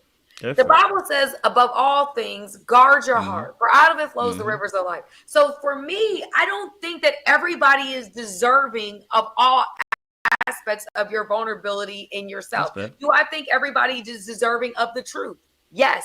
I don't think that you should have to lie to nobody about anything. I think that the truth is the most honest, the most beautiful thing that you could give somebody. I think it's super attractive when a man tell me the truth. Honestly, I don't know why men lie to women, because if you tell a woman, I don't care what your truth is, hey, you know what? I don't want a relationship right now. Oh my God, he told me the truth, girl. You know, men don't be telling the truth no more. I might just, I might just talk to him anyway because he told me the truth. That's just how we are. We like the truth. If you stand in your truth, I think everybody is deserving of the truth. I don't necessarily think everybody is deserving of your vulnerability and the innermost workings of your mind and your soul and your spirit, because I think that today's world and today's climate is not safe. I don't believe it is, because I think that the social media climate that we live in, I also think that, as I stated before, the way that the enemy is running amok in our culture, I don't think that our emotions and our vulnerability is safe. I don't think it's safe. However, I think that there's a certain level of honesty that we're lacking. This is where I would agree with you. I don't think, I was watching a video about this, and I think it's kind of an interesting topic. The difference between settling and being realistic. Look, don't pull down the glasses now. Don't pull down the glasses. And this is a woman speaking. Yes. Okay. And I thought it was interesting. So I was listening to what she had to say.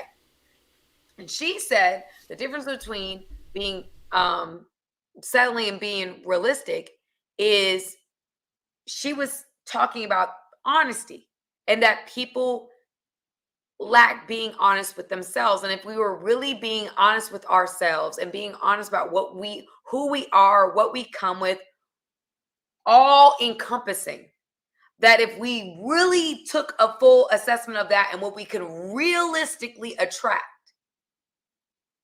she's like, then that's being realistic. But what she was saying was, and she's like, settling is when you know that you can do better. Like, all that you have, all that you're dealing with, or what you come with, your value and things like that. And you are knowingly compromising things that you need to be in a relationship with somebody.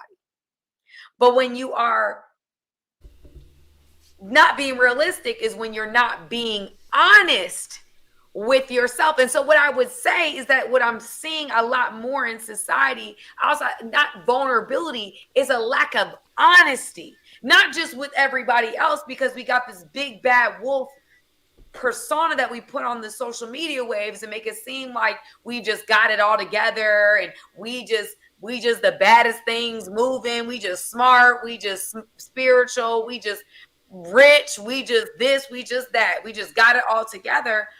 This this person that we've created, it doesn't help us accept ourselves.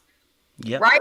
And so then we go into this dating process, and we haven't really accepted ourselves, because now we put on this show for other people to accept this version of ourselves. And so now we have this catfishing thing going on. We got filters going on. We got all different kinds of stuff going on, to where it's even harder for us to accept who we are naturally, who we've been created to be. So it's like everything about us makes it hard for us to accept us and be honest with ourselves honestly. And so I think that that's more of where I would say people need to do more work, is being honest with ourselves and accepting ourselves versus being vulnerable. Because I think vulnerability, I don't want to be vulnerable with somebody who ain't my man. I understand that.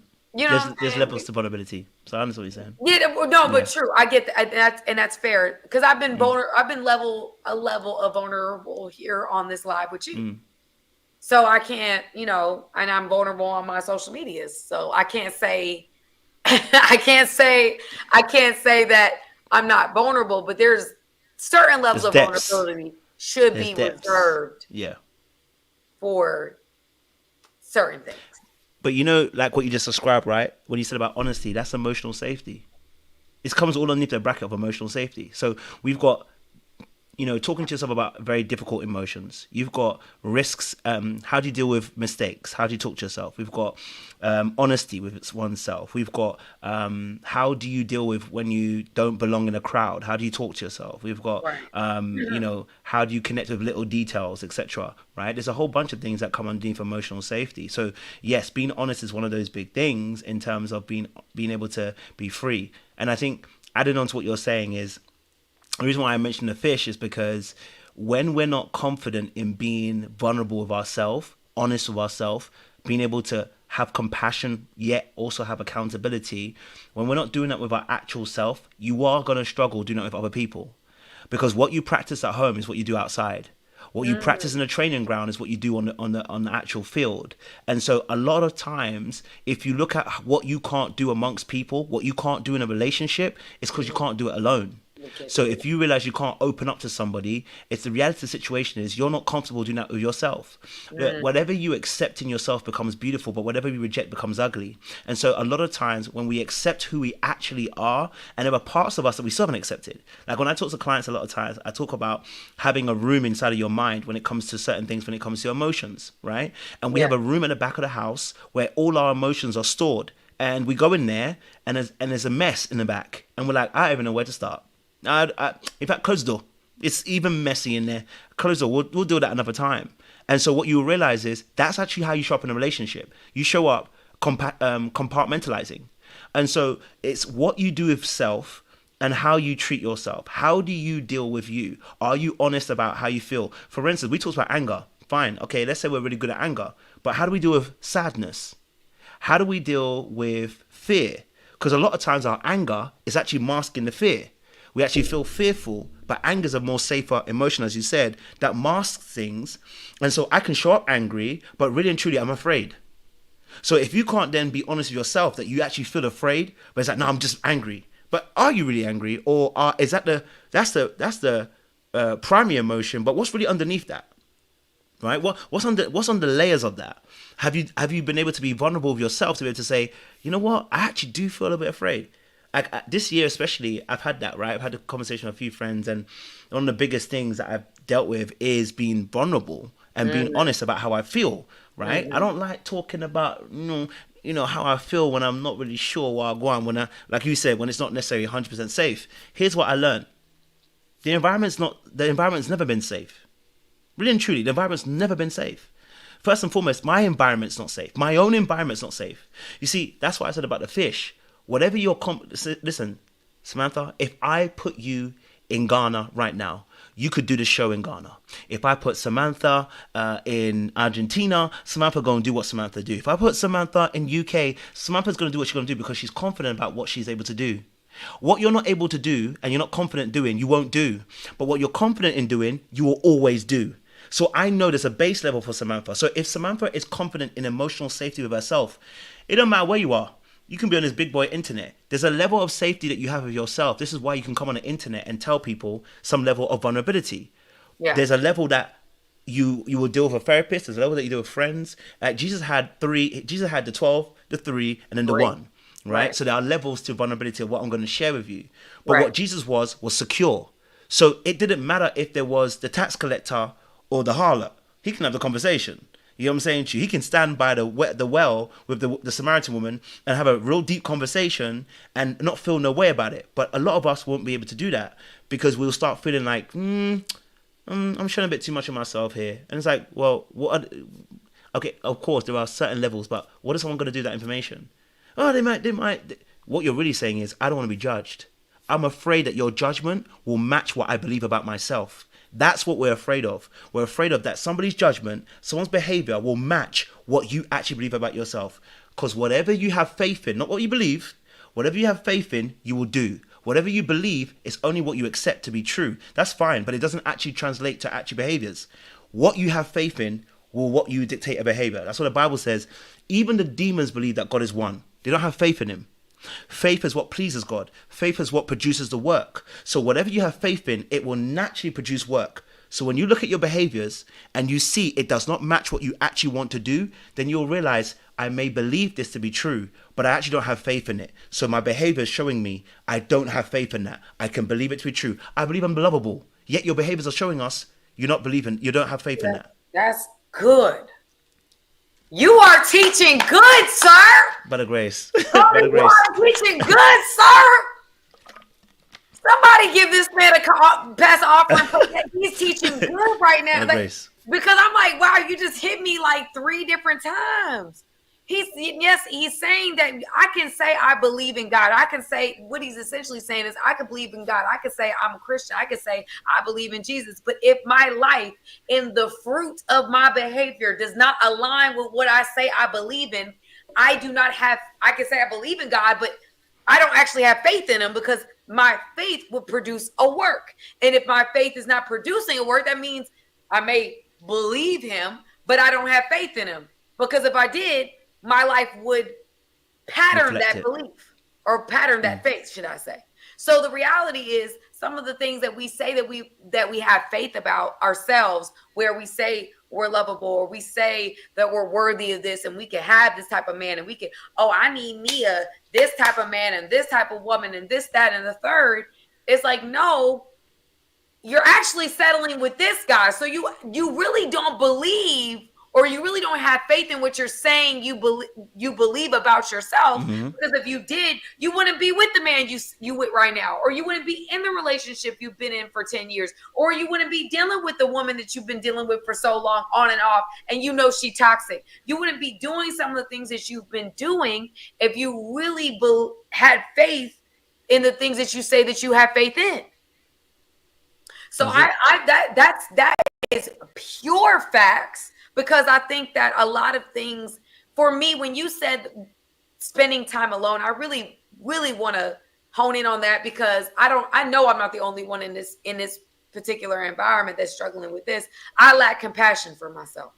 So like, for example, I'm not one who's going to ask for help. And somebody said anger is a secondary emotion. Absolutely. It's almost like a flu. I might be sneezing, but I may have the flu, right? So anger is definitely the sneeze, but there's something else underneath it that's going on. So whatever that may be, it may be different for different people. However, when I'm talking about, what did I just say? Compassion for self. Compassion for self.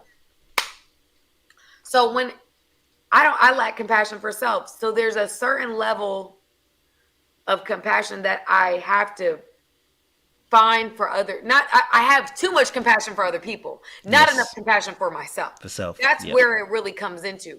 I devote, like everybody else, I give all my empathy to. I don't know if I'm the only one who does this, but I'm like, you know what?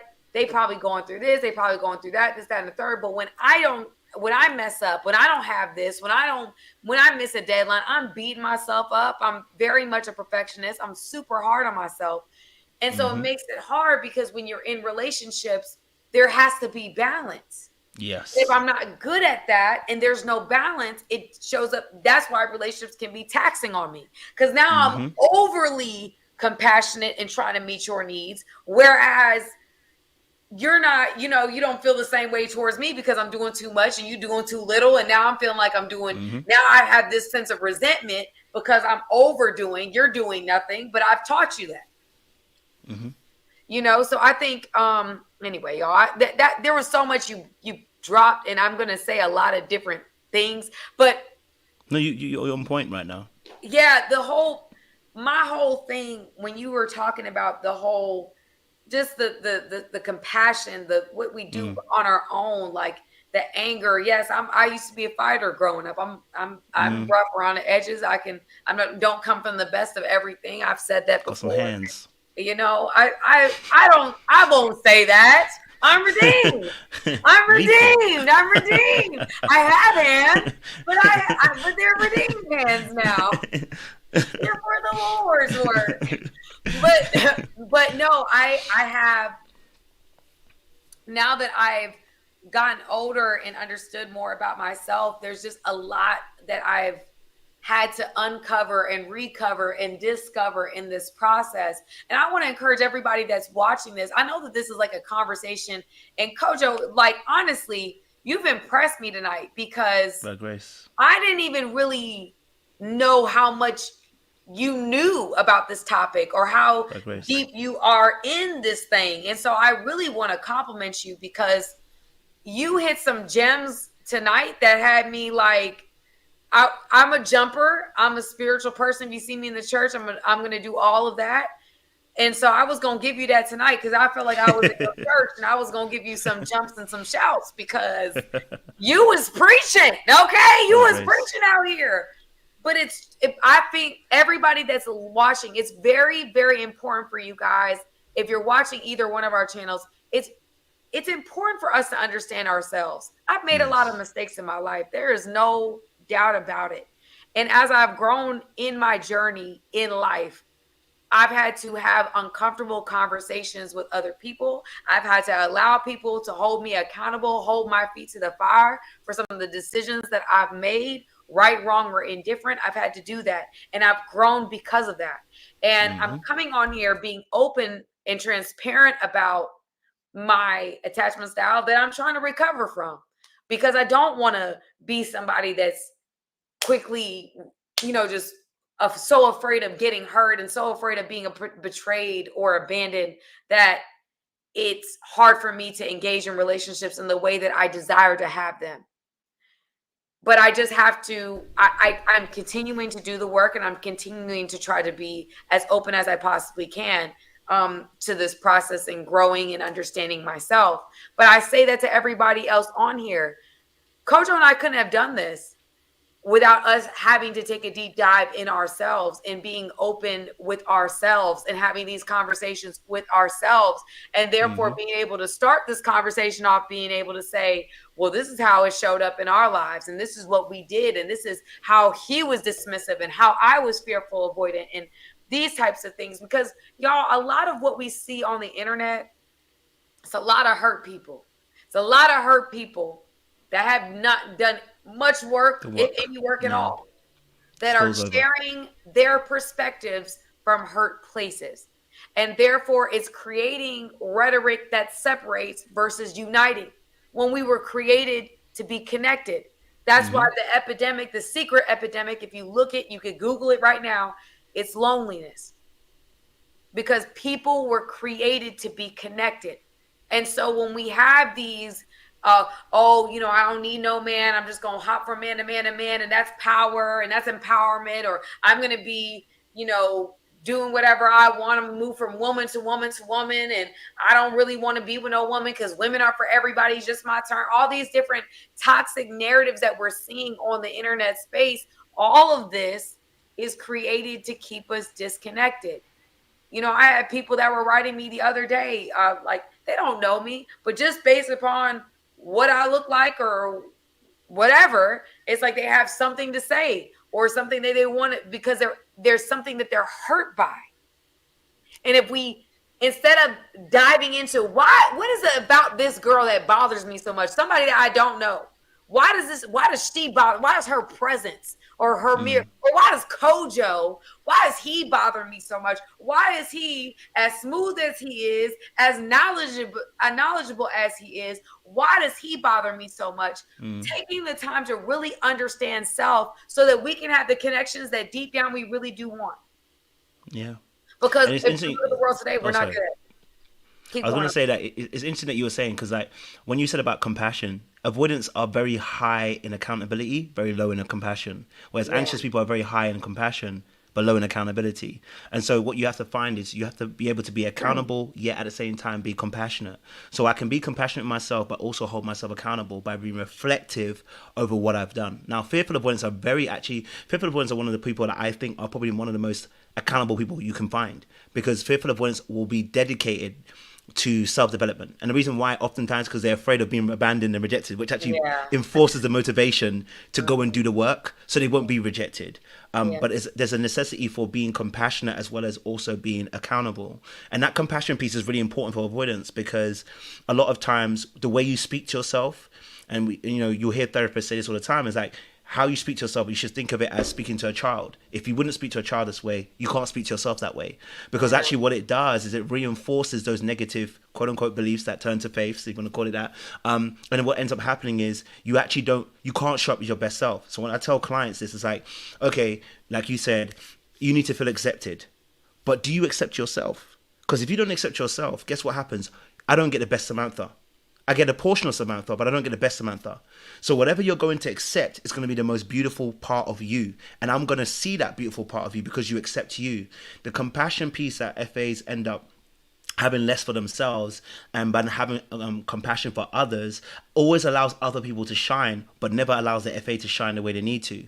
And then it becomes what we call a burnout, as we were saying earlier on, because after a while, what tends to happen is, let's say you're doing all of this. If I say, Samantha, I just need, you know what? You didn't do this. Samantha's going to now feel some type of way because she's like, wait, hold on a minute. I'm actually juggling 5 or 6 things. And I'm doing this for you. I'm doing this for you. I'm doing this for you and this for you. And now you're adding an extra thing. And all that needed was actually, we need to have a conversation about the fact that you're actually juggling a lot of things and that you're actually struggling. When I say struggling, what does that mean? It doesn't mean that you can't do it. Prioritizing yourself, because FAs tend to prioritize other people before themselves. Yeah. So when you look at their relationships, you'll see that FAs are actually in it. They got their hand in everybody's pot, trying to serve everybody else, trying to be the best. And that's actually their anxious side working through. Their anxious side is pushing them to be, I've got to make sure that I'm helping everybody else, because if I don't do that, what does that say about me? It might mean I'm a bad person. It also might be that they've done something nice for me, and if I don't do something back, then what does that really say about me? Then I'm a bad person. Because remember, the crux and the core wound of an FA is that they feel they're unlovable, but they also feel that they're bad people. And so everything that they do is to prove that they're not a bad person, so that they don't get abandoned or betrayed, or they don't get rejected. Because remember, we're trying to have control of our circumstances. So that compassion piece added with the compassion is important. In fact, the Bible says that love your neighbor as you love yourself. So the amount that you're going to love me is really based upon how much you love you. So if you're not accepting parts of yourself, if you're not being compassionate with yourself, guess what? Your compassion will be limited for me. Even though you'll give me compassion, it'll be limited, because when I decide to say something, you'll turn a different way. I'm like, wait, where's this coming from? And it's because we haven't had that discussion. So a lot of this kind of stuff that we're talking about comes back to, like I said, it's sitting with self, and not just sitting with self, being able to actually take some time and actually just process what's happening to you. And like I always say, if you want different results, you're going to have to process what the results were and then change the inputs that are going to bring different outputs.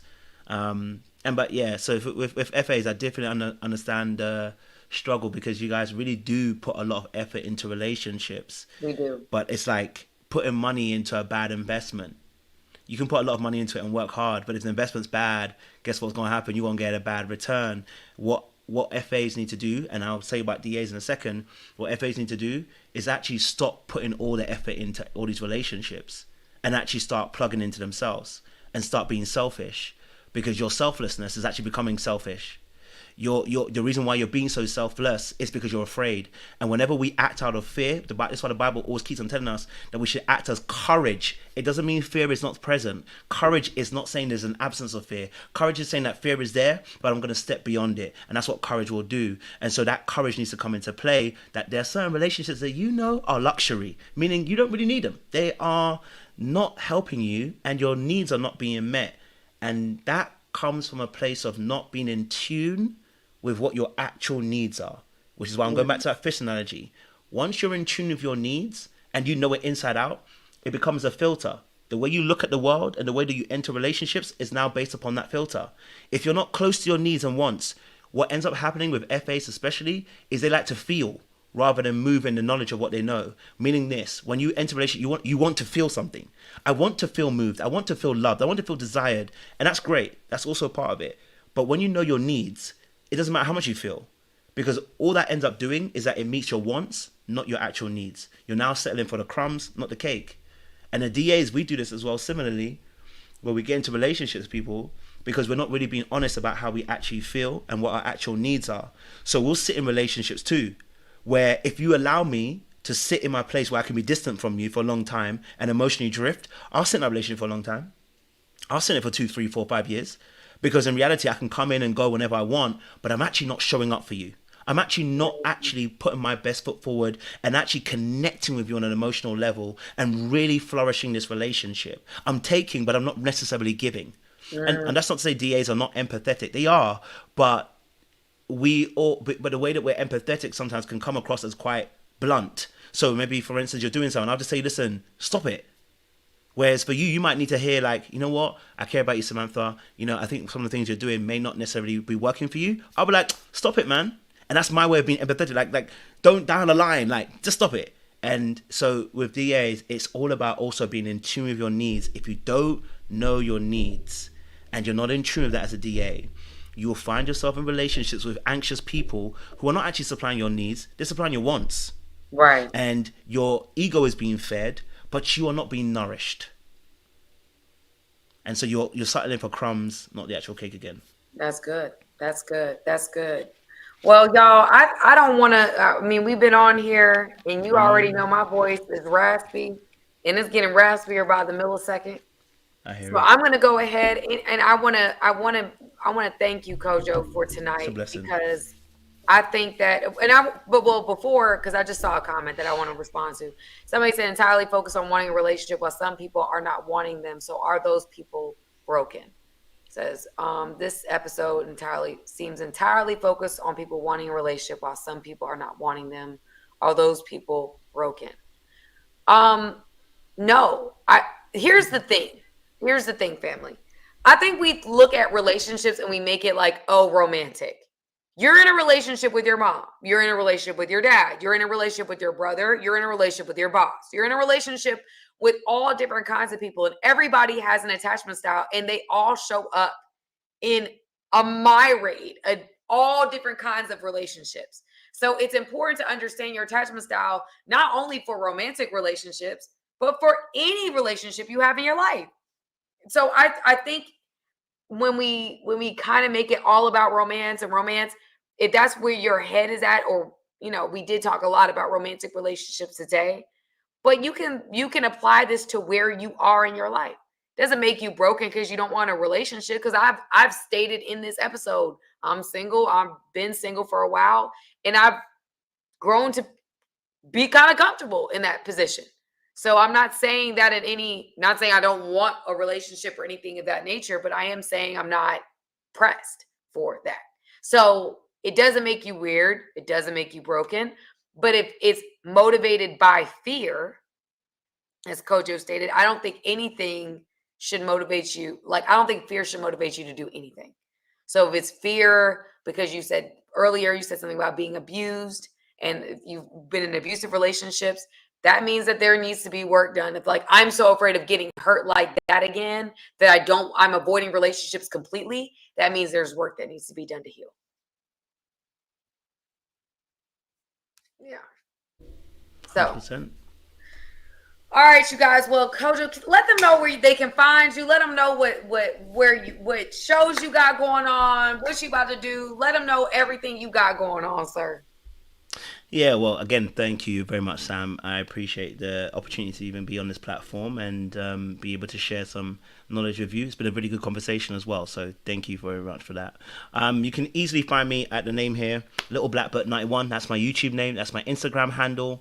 So if you find me there, you can subscribe to my channel on there, or follow me on Instagram. If you want to follow me on TikTok, I don't do anything there apart from dance. So if you want some entertainment, you want to laugh, you want to feel free, you want to feel merry, I go by the name of Black Muscle on there, 91 as well. So if you want to have some fun on there as well. So that's literally it. You know, that's where you can find me.